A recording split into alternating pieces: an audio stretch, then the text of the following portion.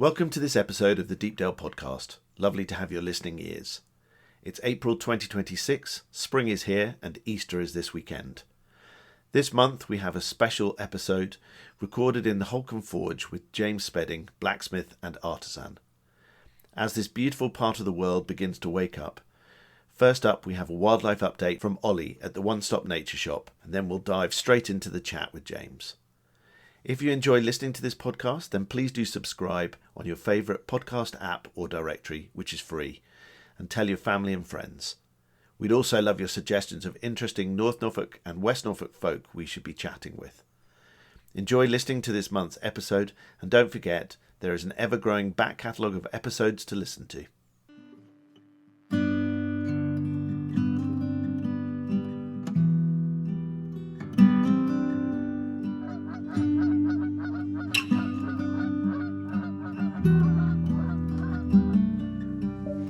Skies all open wide, geese go high and over.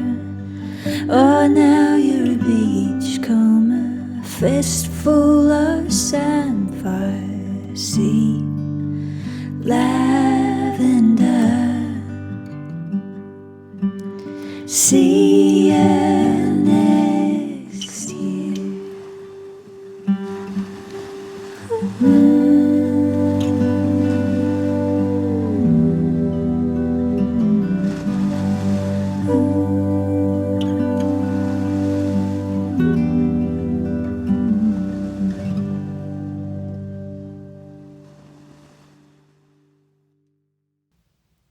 Hi everyone, it's Ollie from the One Stop Nature Shop, back here again to talk to you about the wildlife happenings on the North Norfolk coast. And as we rapidly approach the spring season, the weather has been fairly kind to us and has given us an indication of hopefully what will be a lovely spring coming up.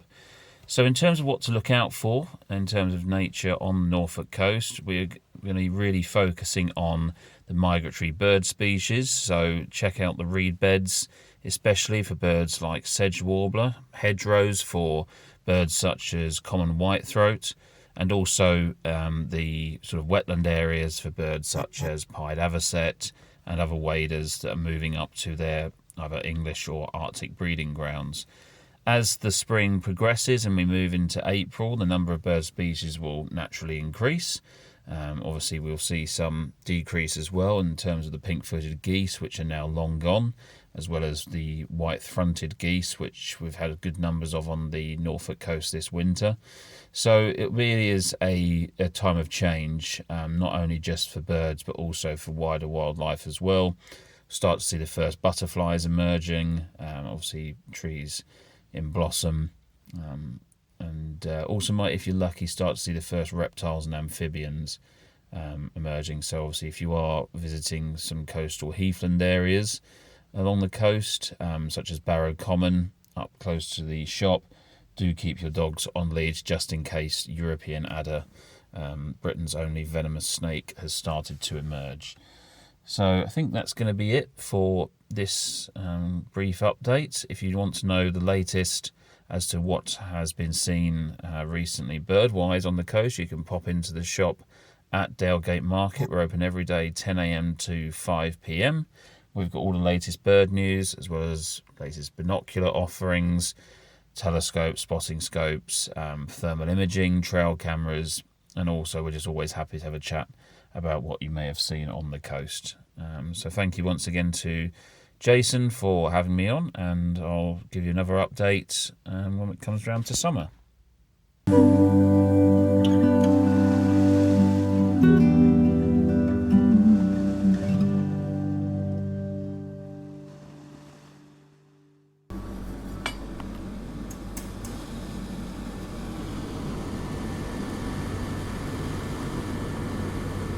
So at the moment, James is just heating a rod of steel in, is it coke, the kind of the stuff? This is anthracite actually, so really very high carbon content, solid fuel, which is great for what we do. Yeah, coke is less easily available now because we don't use coking coal to generate power in this country, and so there aren't great big coking plants, and therefore we rely on whole processing plants to create coke from other parts of the world, and the quality control is much more difficult.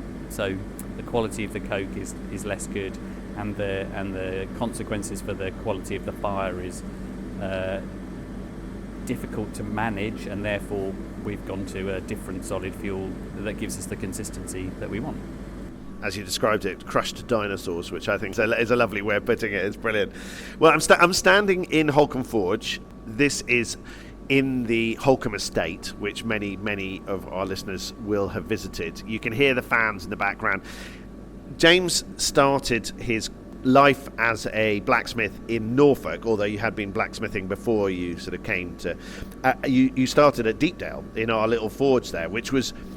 Now I see the space was a tiny little space in comparison to where you are now, and just would never have allowed you to do some of the projects that you've done, which we'll talk about in a little bit. There is just it's so wonderfully traditional in many ways. You know, all of the different machines, all of the kind of horseshoes around your fireplace, the traditional fireplace. This has been a forge for hundreds of years at Holkham. This part of Longlands was built by the estate in the 1850s. Right. So, and it was built as a forge, with the rest of Longlands as a kind of model farm type place. So there was a foundry and carpentry and blacksmithing and timber yard and threshing bar. I mean, everything that you'd need to be self-sufficient effectively. A couple of miles away from the hall, so keep all the dirty workers away from the pretty bits of the park. And so, yeah, it's amazing to be in a space which has been used by the estate until we moved in 2009 as a forge its whole life. Yeah. So, yeah, I mean, 175 years or more now of consistent use as the same. So, yeah, it's unusual, I think. Not unique, but certainly unusual to be in a space which has had such a continuity of use. The thing I love is the fact that they didn't... Holkham never skimped on the sort of beauty of the places they built. So although this was designed far enough away from the hall, so it sort of didn't disturb the hall dwellers, it's such a stunningly beautiful set of buildings, isn't it? Really, but the fact that they've built them beautifully and they are very practical as well, and there's still lots of different businesses working out of here, is absolutely just a testament to the forebears of Tom Cook, aren't they? They thought ahead in terms of what they were building. Yeah, I mean, my understanding is that you could buy kind of plans from architects which kind of roughly sketch the shapes and sizes of the buildings, and then you supplied your own materials, and obviously they had previous experience of building beautifully in local clay and brick and all of the other trades that they required, and so they had a supply of craftspeople to be able to make them, and the ambition to be able to design something which is beautiful as well as functional. Yeah. And the fact that they're still being used there's been a few changes of use, but largely being used for the same purposes as they were designed is like I say, testament to the vision of the people who were making it at the time. Yeah, they probably hadn't foreseen a big jewellery company being based in any of these buildings originally, but I'm sure they would have been very happy if that had been the case. Exactly, nor next door, as part of the back room of the forge, and I'll go and show you in a minute, is a stone carver, an internationally famous figurative stone carver who's using part of what was the back room of the forge as a studio of stone carving. So, yeah, I mean, it's still being creatively used, but not necessarily... I mean, there were up to 8 people. The joy of occupying a building which has been such a long continuity of use is that you have people who were born and brought up and raised around here who come into the forge who know it from earlier in the 20th century, and so there are people in their 80s and 90s who pop in and tell us stories about what it was like all that time ago when they were kids, and they would come in and see. And there were 8 people in here. There was the pretty end, which is where the half still is, where there were 4 people who worked making decorative items, and at the other end of the forge there was another half which has now been removed, which was agricultural. So, and that's even separate from the farrier's shed, which is across the courtyard where they do their shoeing. So it was, there's still a steam engine, the remains of a stationary engine next door which powered all of the electrics and all of the belt-driven equipment and everything. And so, yeah, I love the fact that in living memory there are still those kind of echoes of the past which are available to us if we look. For anybody who can't imagine this, I will take some photos and put them on our blog. But basically, it's a large shed, really, isn't it? It's but there's all the things you'd expect to find in a forge. You know, sort of racks of lots of steel, a huge array of fascinating tools, which all probably have a very specific purpose. You know, from hammers to tongs to everything else. I'm sure they've all got some very fancy, wonderful names. And then there's a giant pair of gates that James is currently working on, just sitting, hanging from a unit in the middle of the room. There's all of the modern stuff that you can imagine, the sort of welding kit and the oxyacetylene and the drills and all that kind of thing. But it still has that real feel of tradition, and it's got great light in here as well, like really fabulous light, big open skylights, which is just wonderful. And it must have been. It must inspire you every time you come to work. Yeah, I mean, it's an amazing building. It's built expressly for the purpose of not catching fire. So there's no wood in here apart from that holds the slate. So, you know, brick walls, steel rafters, cast iron, steel kind of combination, very tiny slivers of wood to hold the nails of the slates on the roof. And so, I mean, there's probably a reason that it's still here, is because the people who designed it to make sure that it was really hard to set fire to, despite the fact that there's several fires in it almost constantly at the time. So yes, it's an amazing space, and we're very lucky that there's that they saw fit to add the skylights, presumably relatively recent additions in the life of the building, although they are, you know, kind of cast iron and kind of glazed construction. I guess it's a function of the fact that its use changed over time. So there's also a pit where that they installed in the sort of early part of the 20th century for maintaining the vehicles and things, the cars and limousines and all of that kind of thing. And so, although it was originally just heating up metal and bashing it, it's also, you know, that self-sufficiency thing of having mechanics and engineers on site who can make all of the things and keep everything running that needs to be maintained with all of the different complex vehicles that the estate have access to. I love a working space that has a purpose, and when it's got history as well, there's something very, very special about it. It's fantastic. So how's your piece of metal coming on? Yeah, no, it's definitely hot, so let's give it a bang and we'll see what it sounds like.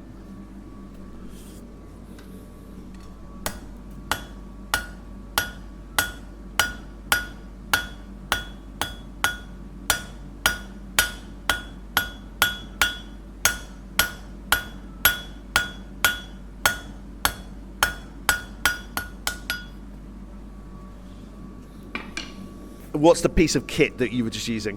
A hammer, hand hammer, maybe 2 pounds roughly, a kilo sort of weight, and an anvil, which is, I don't know, what is that, like 300 pound anvil, so 150 kilos. So yeah, very traditional. Not a lot have changed in the world of blacksmithing in its fundamentals since the discovery of iron and, you know, its forging. Really, it's heat it up in some sort of fire to a warm enough temperature that you can change its shape by hitting it, and so that's basically what we do. It's at its core is very simple. Yeah, it's heat it up and then bash it with something.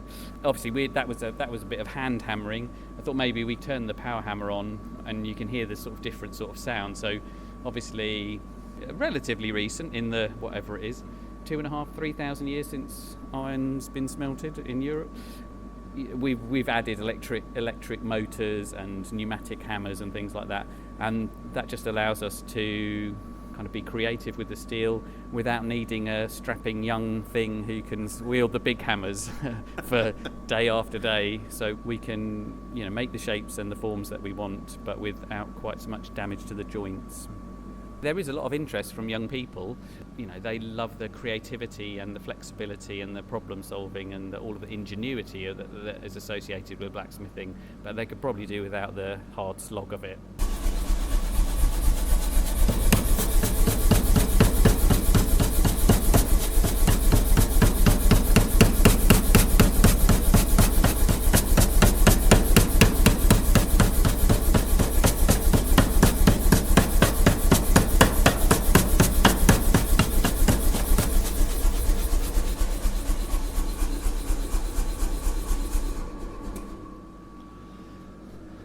So that's the electric hammer. It's, well, you'd say it was pneumatic. It has a compressor in there, and so it uses air to lift and lower the ram. And the good thing about the pneumatic hammers is they have a foot controller which opens and closes a valve, and so actually it can be quite subtle. So I can be as delicate as I can, almost, with a hand hammer, but without the repetitive swinging and use of your muscles and all of that kind of thing. And obviously it allows me to forge much larger sections than it would be by hand, and much more quickly. And really our costs are time, and so anything that helps us make something more quickly helps the price be lower for people, makes it more affordable.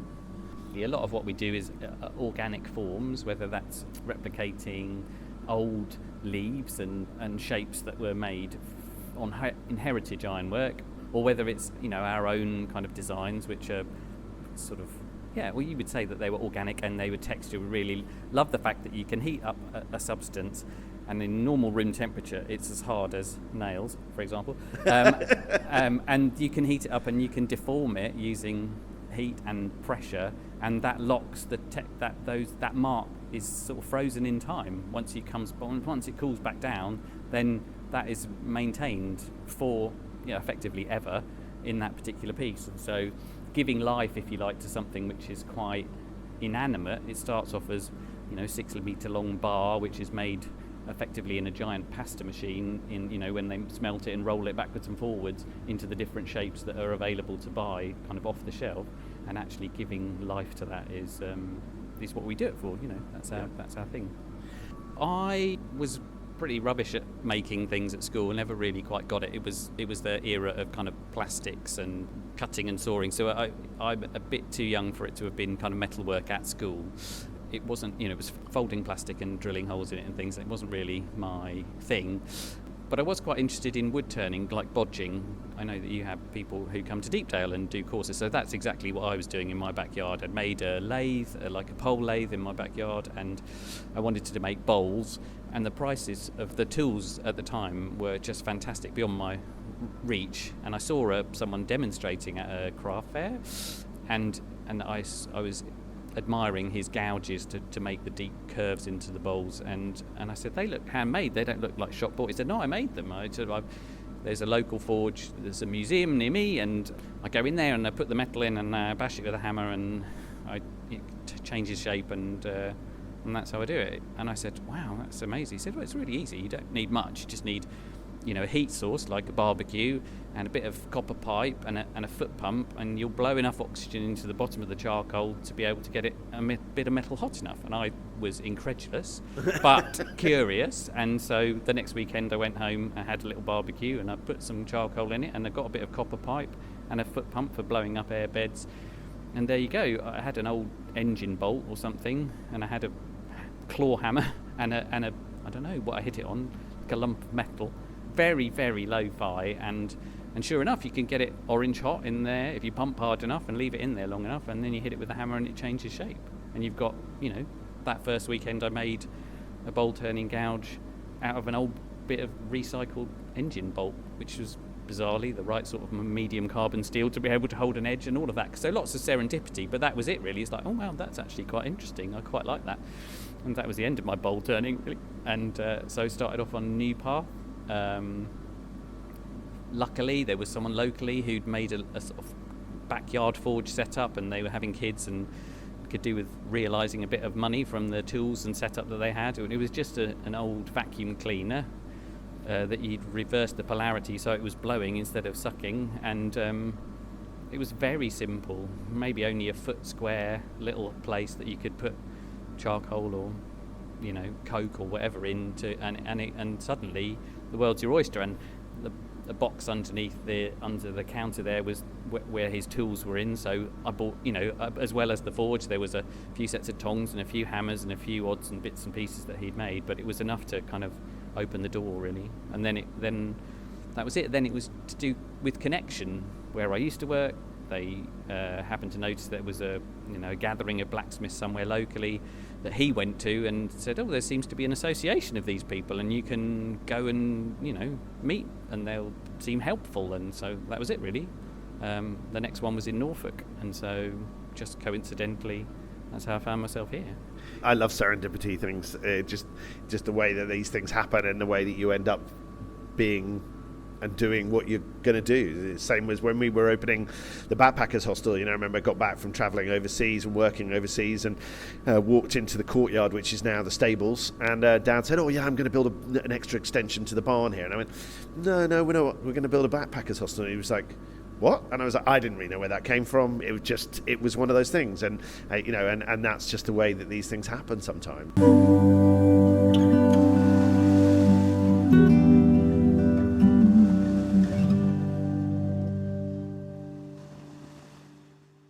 What's the name of this bit of kit? You'd say it was an induction heater or an induction forge. They are made generally in China, and they've been used in industry for a long time, lots in smelting and things, because basically it allows, through clever manipulation of alternating current, basically it's inducing, because iron is magnetic, to begin to warm it up, it basically uses the alternating current to flick the polarity of the magnetic coil sort of north and south, and that forces the atoms of iron to change their polarity. And so basically they rub against each other as they're forcing the polarity of the iron to change very quickly, like thousands of times a second. And so those atoms kind of being forced by the magnetic coil to change their polarity rubs them against each other, creates friction, and then at some other clever point it manages to induce a sort of short circuit in the steel to be able to get it right up to the sort of melting temperature. And I guess they've been miniaturized to make them more workshop accessible, and this is our first one that we bought, and it's based on, you can run it off a single phase supply, and you can heat up to kind of 20 mil solid bar in it. And it's fantastic for small localized heats, incredibly quick.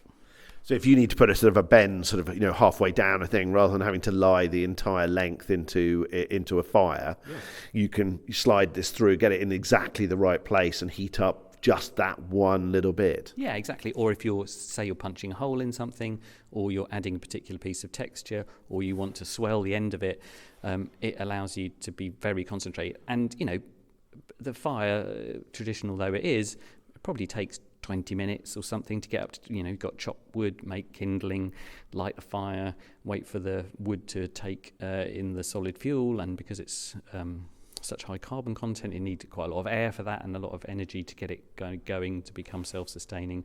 And this is, you flick it on at the wall and suddenly it's hot in next to no time. So I'll get I'll turn it on and we'll put a bit of metal in it and see what you think. We've got a bit of 12 mil round there, and we're going to put it in the coil, and we're going to press there's foot controlled, you can have it timed, but you put foot controlled and you put it in. Oh my God, that's bizarre. And so that's the sound of iron being heated up in, I don't know, milliseconds. Yeah, exactly. It's and so just bizarre. That's 1200 degrees. Wow. 13 now. It will keep going until it's actually melted. That's surreal. That is just so weird. It's just like literally a sort of a copperish sort of style coil, and you can touch that, and it doesn't have any effect. It's not hot. No, not at all, because it's just all it's doing. It's just copper pipe, and the gizmos inside control the frequency with which the current alternates, and therefore the polarity shifts. And inside of seconds, you've got something which took, 3 or 4, maybe 5 minutes to warm up in the actual fire, and it's inside of 5 seconds you're doing what you want. So instead of it taking, so if you're prototyping something, you think, I wonder if that'll work. You don't have to spend half an hour going, actually it didn't work. You can just switch it on, and inside a couple of minutes you'd have figured out whether that's a good thing to do or not such a good thing to do. So yeah, it totally changes the mindset. You don't have to wait to do batches of things for it to be efficient. If you're using renewable energies to generate the electricity, then you're not, like I say, and it's only uses, although obviously it puts your electricity bill up, you're only using power when it's actually heating the steel. So you don't have to leave it on in the background. No, and if you're heating something in seconds rather than hours, then you're using a fraction of the energy, aren't you? That's just That's amazing. That is just mind-boggling to watch, really. It's the sort of thing you need to put on YouTube. Like people just wouldn't believe that happened. The funny thing about it is when we got it, this is, I don't know, 8 years old or something, on our Facebook page, on YouTube, we did record us making a little acorn, and it's had, I don't know, the 2 processor videos, I think 4 million views. on like they're 10, 20 seconds long of us putting a bit of metal in and heating it up and then putting it under the power hammer to make, using a top and bottom tool to kind of forge the shape of an acorn and then forge the tail out and wrap it around to make a little key fob. And it's mind-boggling. Yeah, no, that's just blown me away. So there we go. And so we bought a bigger version of this, which can do, obviously you have to really quite closely match the material size. So it's not a silver bullet. The good thing about fire is you can do everything in a fire. You can't do everything in an induction heater, but the things that you can do in it are really good at it. And so it's about how you kind of tweak your setup with a bit more power. Gives you more flexibility to be able to do bigger sections so that it heats up more quickly, but also gives you a bit more flexibility in the range of different sizes that you can heat up at the same time. It's being used more by the kind of artist blacksmith community because, and the other thing, no fumes. Yeah. So you're not generating, you're not generating carbon dioxide by burning fossil fuels, and you're not putting soot into the air. So yeah, it doesn't keep you very warm. That's the only problem. No, yeah. Just to explain, this building has zero insulation. I can literally see the underneath of the tiles of the slates that are on the roof. So and the occasional gap. Not awful. I've seen worse. But there is literally no insulation. So in the old days when you had like 8 people working in here and 2 big fire pits, one at each end, then I can imagine it was pretty hot and steamy and grim. But I can imagine in the winter when you're using stuff, it must be pretty parky in here. Yeah, it fairly regularly gets cold enough to freeze the water in the Bosch. so those are the days where you think, even if if you're standing, maybe I'll stay at home and do some drawings. Exactly. Yeah, exactly. So like you say, the doors faced east, so.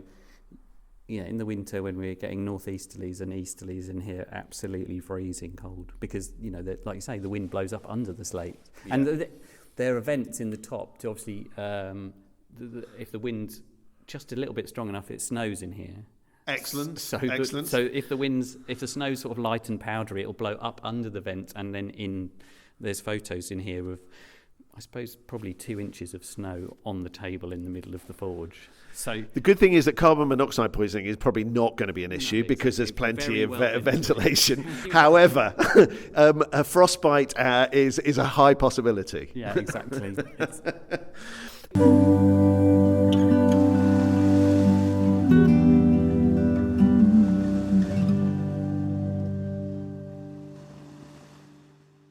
I really want to know a lot more about how you kind of ended up doing the work you did for Norwich Castle. So for anybody who hasn't seen it, you can now go and visit in person, and there's a great little programme on BBC or ITV? Channel 4. Channel 4, sorry, about the castle. This is Norwich Castle. It is one of the biggest medieval keeps left in Europe, and there has been a big project between Norwich Castle Museum and the British Museum. First time sort of outside of London that they've done something. And James here got, he got the most incredible artisan contract of producing the most beautiful artwork, steel work on quite a few of the doors, didn't you? And other aspects of the building. Absolutely something to behold. You really need to go and see it in firsthand. But the TV program on Channel 4 is definitely worth watching. How did that come about? How did they find you, and how did you kind of realise it was something you wanted to do? So the project started. It's got to be 8 years ago, probably. I got a phone call randomly from someone who's a carpenter and joiner saying we've been approached and there's a tender going out for the creation of a couple of sets of doors for Norwich Castle, and they'd like one of them to be a replica of their infirmary door, which is sort of 13th century, and could you have a look, how much do you think it might cost to make, basically, as part of the early stages. I thought, well, that's interesting. It had previously been hanging in the castle itself, but they'd taken it to Gresson Hall, and so we, for some reason, still not quite sure, we decided to ring up the museum service and say, please can we come and have a look at your infirmary door so that we can understand how it was made and so that we can provide an informed assessment of how long it might take to make if we were going to try and replicate it. And so we went to get hands-on with some this is in store in the Gresson Hall Museum, and so we went and we took photos and measurements and got really close up to it, because it's kind of tendrils and serpents, and it was a lot. It's not a simple. It's not a simple door, and so we gave a price for that, and they put it in, and the subcontractor who asked us to do it didn't get awarded the job, and so I thought, oh well, never mind. It would have been a nice idea.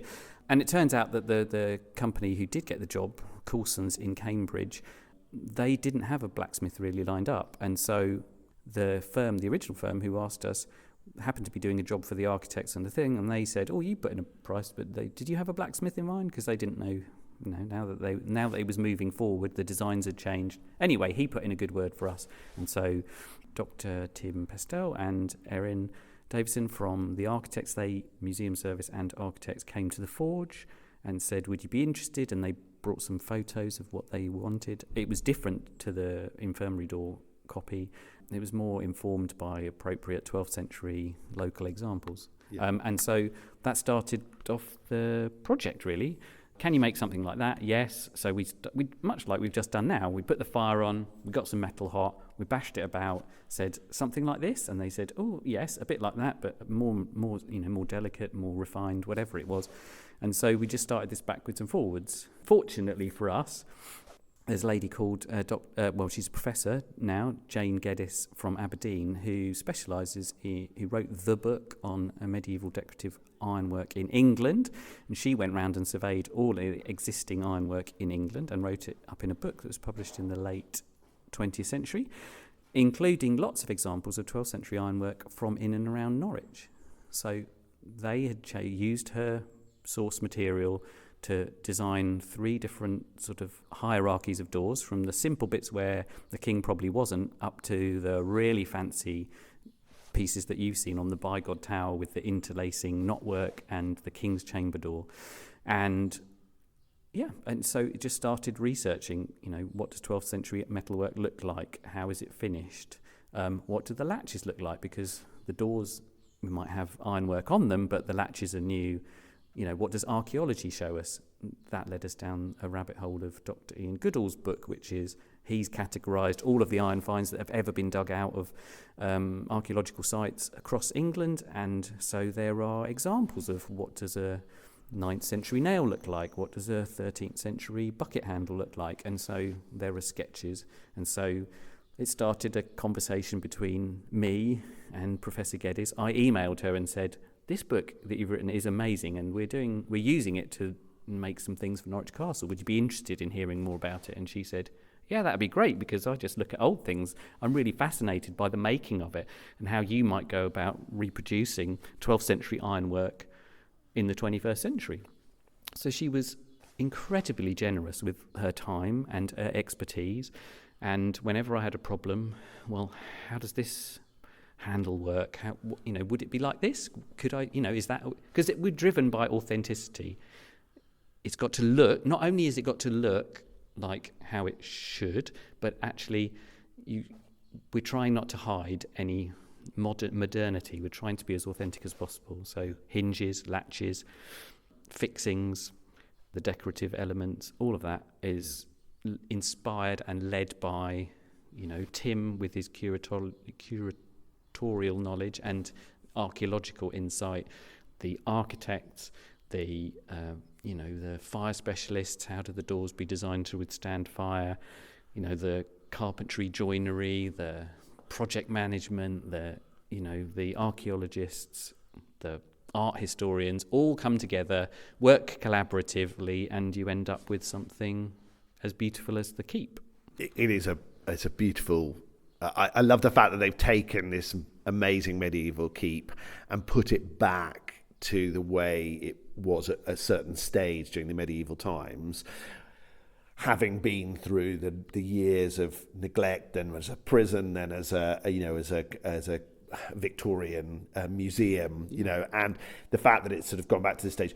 People maybe look at the doors for a sort of a minute or two when they go through and go, wow, isn't that lovely? And we specifically wanted to look at them because we knew you and we'd seen you on the TV program. We wanted to go and see what they looked like. But how long, did it take to go? Because there were quite a few different bits of the project that you did. But how long did you work on that project? Because it was a huge thing, wasn't it? I guess probably on and off for a couple of years.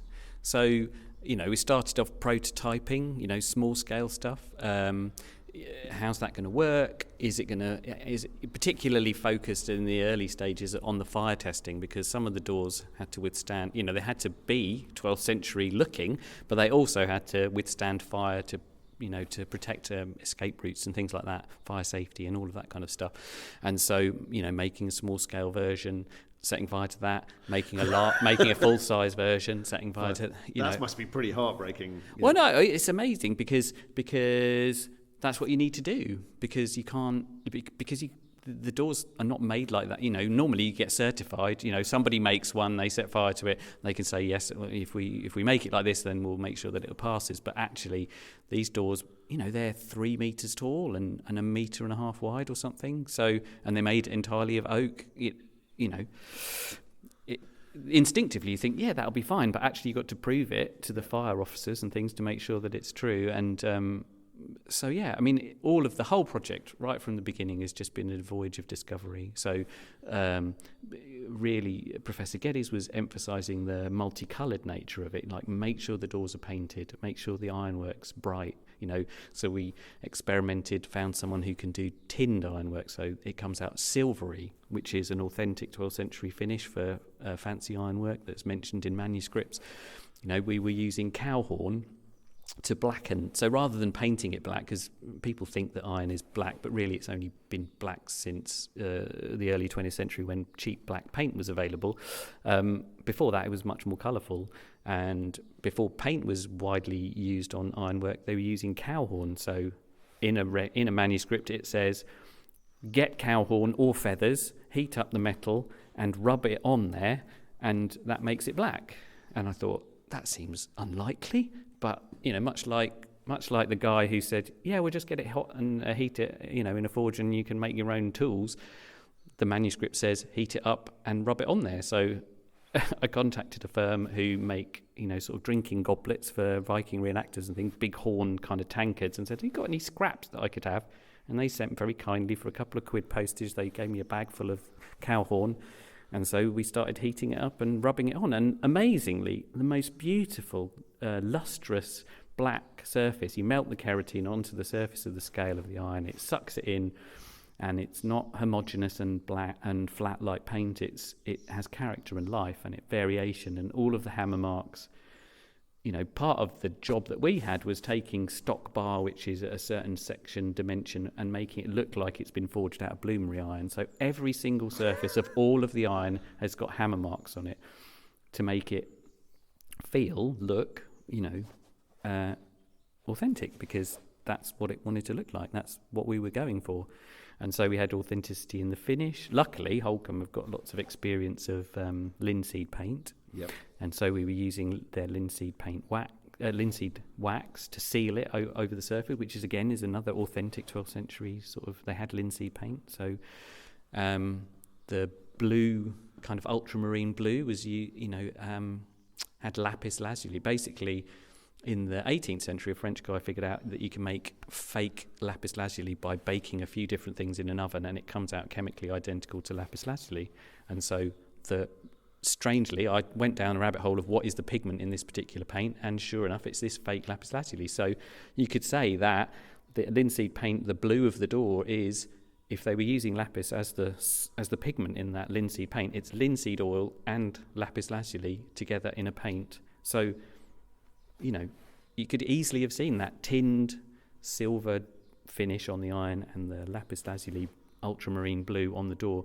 That is something you could have seen.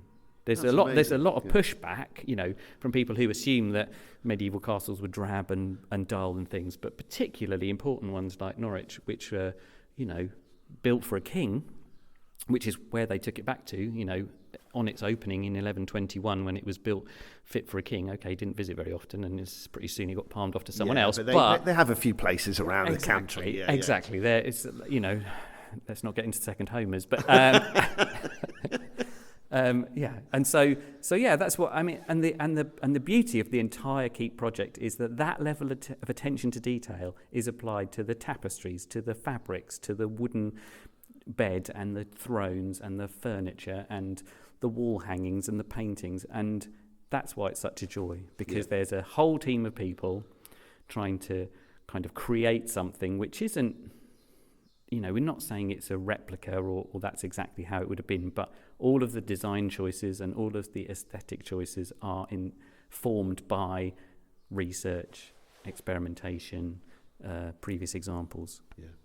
Yeah, if you haven't been, you really need to go. There's the most incredible tapestry that runs around the Bayer tapestry of Norwich. Really, it's sort of and it's supposed to sort of follow on from the story of the Bayer tapestry, created by a huge number of amazing stitchers who came along and put this thing together. It's just amazing, and it goes all the way around. Yeah, all volunteer. Yeah, absolutely. Yeah.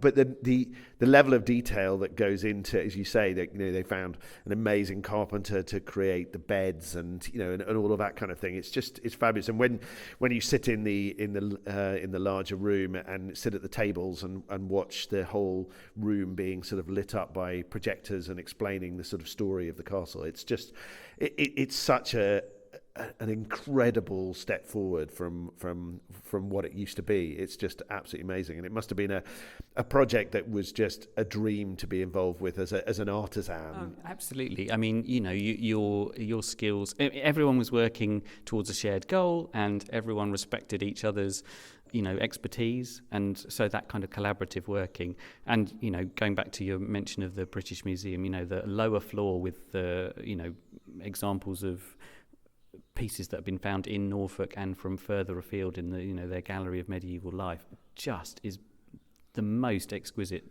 exhibition space that I've seen.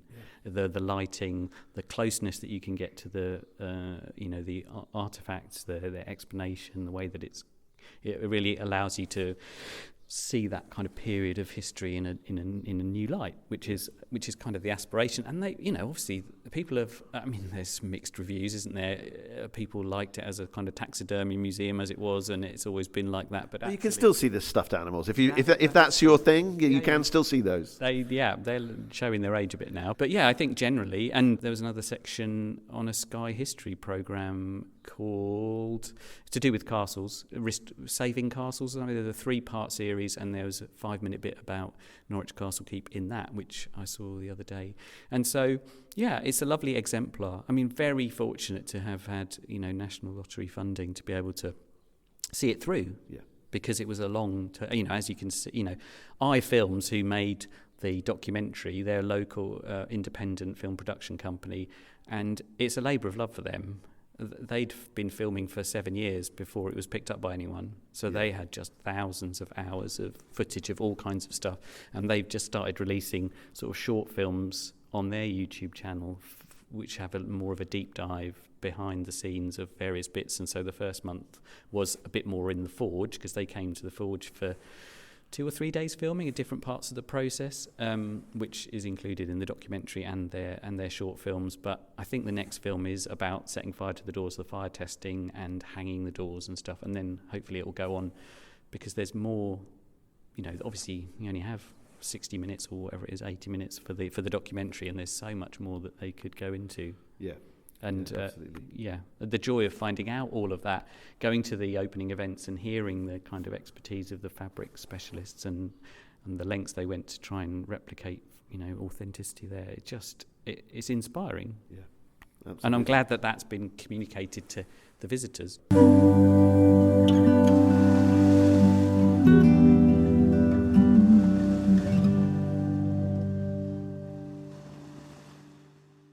As well as the castle project, which has been running over the last few years, last year was the design, manufacture, installation of the LGBT plus Armed Forces Community Memorial at the National Memorial Arboretum in Staffordshire. So between the late 60s and the late 90s, it was legal to be gay in society in the UK, but it was illegal to be gay and serve in the military. And so thousands, possibly tens of thousands of people were forced out or forced to quit their roles in the military by being accused, not necessarily being with much compelling evidence, but they were accused of being gay and forced out, some into homelessness, addiction, some really hideous stories of suffering. And the previous government commissioned a report into, what became called the gay ban, its effect, collecting testimonials from people who suffered, and basically attempting to plot a way forward towards reparations or acknowledgement of the damage. And one of the key recommendations, actually I think there were 3 out of the 40 or something they were in Lord Etherton's report, was to create a memorial at the National Memorial Arboretum to commemorate the suffering and also celebrate the contribution of LGBT plus armed forces serving personnel now.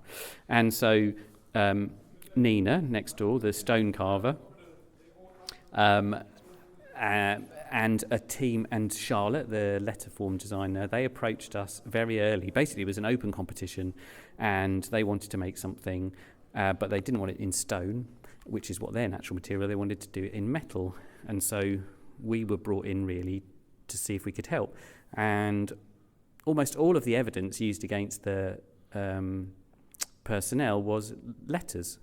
So if obviously letters from loved ones were incredibly cherished, but it was a double-edged sword, because if the letter was found, then it could be your ticket out. You would be dismissed without your pension, with loss of privileges and sometimes incarceration and torture. And all kinds of stuff that goes along with it. And so the concept was to create, it's called the opened letter.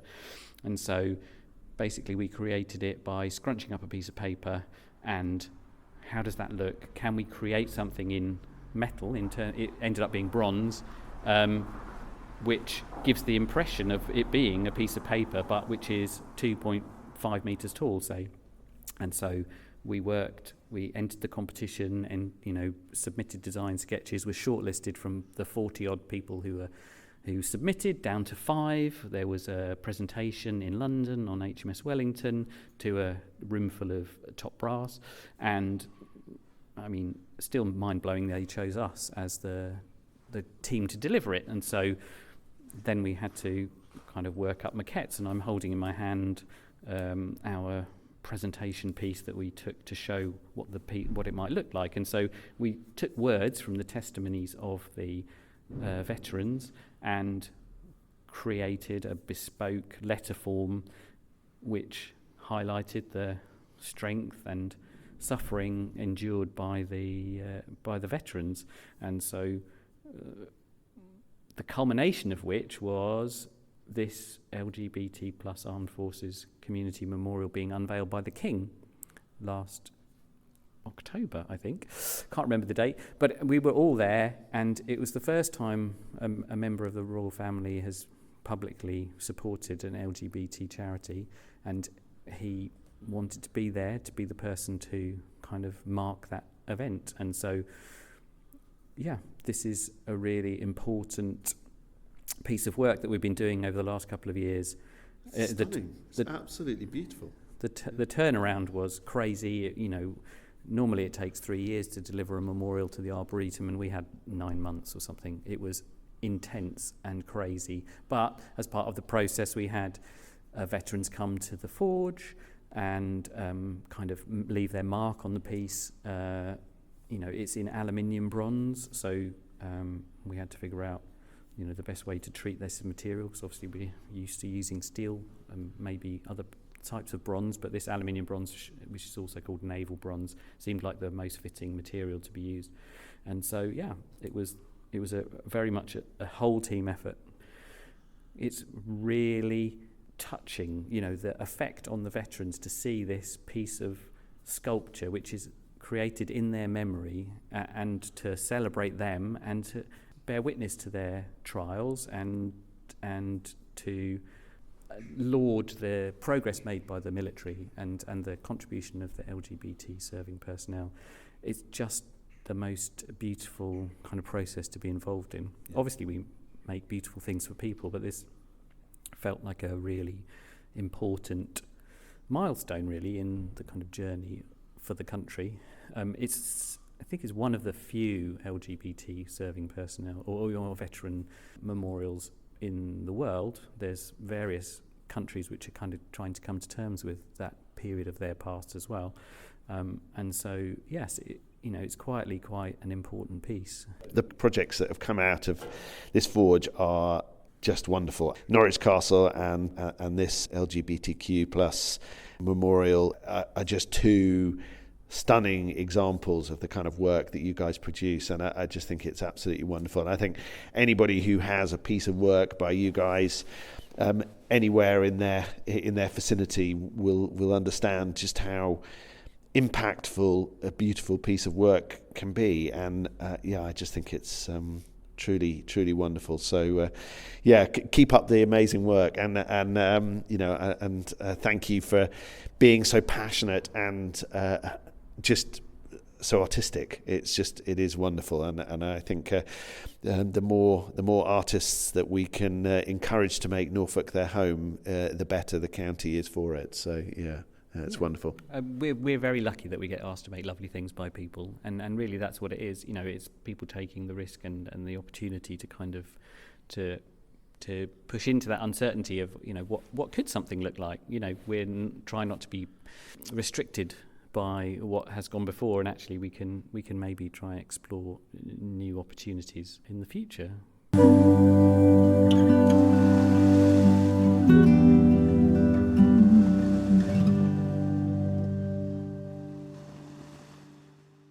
Well, thank you so much, James. Just really lovely to finally manage to chat to you, because you've been so busy with the Norwich Castle project, and we just never quite got the timings right to kind of meet up. But it's just wonderful to see the projects here, I hope artisan works like this continue with aplomb, because they are just so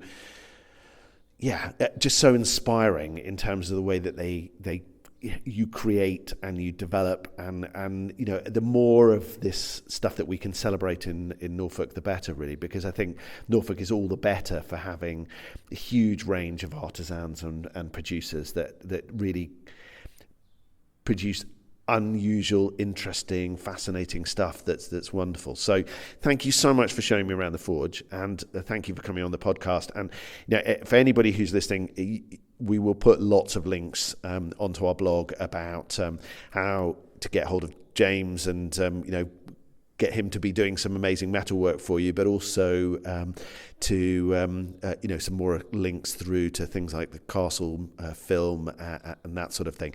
So thank you so much, and I really hope that it's 2026 is a fantastic, fascinating year like the last ones. It's certainly shaping up to be that. I mean, I have to say, it's not just me. There's definitely a team of people in here. It's you can see them on the footage of the documentary if you watch it. But going back to what you were saying about artists in general in North Norfolk, like for example, yesterday we were helping a ceramicist who had a problem with elements in her kiln. There is a definite sense of community, of the kind of creative community, and there's all kinds of amazing people doing amazing things in unexpected places in North Norfolk. And so whilst the kind of infrastructure might not be there, there's no lack of creativity, and it's just finding it really and making the most of it, celebrating. Well, I know we've talked to quite a few artists on the podcast, and hopefully we'll be able to talk to an awful lot more. And it is a really inspiring place to come and visit. It's just wonderful to see this sort of work happening. And how big is your team? How many people work from this forge over the weeks? Well, there's the three of us, kind of the core, I suppose you'd say, and then interestingly, we've got someone who was an apprentice who started their journey with us 10 or 12 years ago, went off to set up their own business. We were really busy, and he had some really great kind of heritage forging skills, and we had a project where we could really use his help. Unfortunately, he had some time, and so actually we've got more people, and later in the year we're having someone who's studying blacksmithing at college coming for a period of time. They have to do a certain number of hours that they in industry as part of their course, and so also from Norfolk, not quite North, it's sort of, maybe you call it North Norfolk, more towards the Broads, but he's coming for a week or a couple of weeks. And we've got someone from Burnham Market who goes to school in Wells coming for their work experience for a week as well. So it varies. Sometimes it's just me, and other times, I mean, there's not 8 people, but other times it can get quite busy, which is lovely, to have that sort of flexibility and to be surrounded by people who are creative and all kind of working in the same direction to try and make beautiful things for people. Fantastic. Thank you so much, James. And we look forward to seeing future projects around the place. That'd be great. Cheers.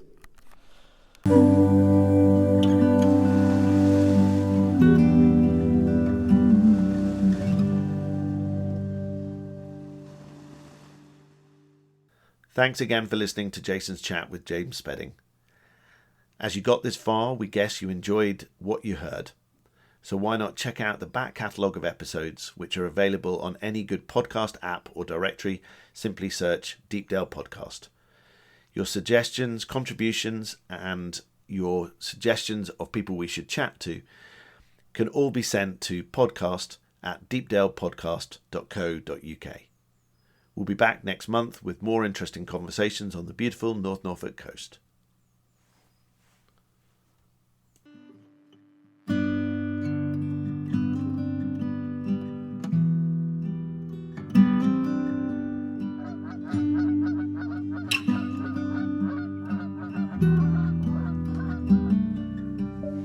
Skies all open wide, geese go high and over. Oh, now you're a beachcomber, fistful of samphire sea, lavender, sea.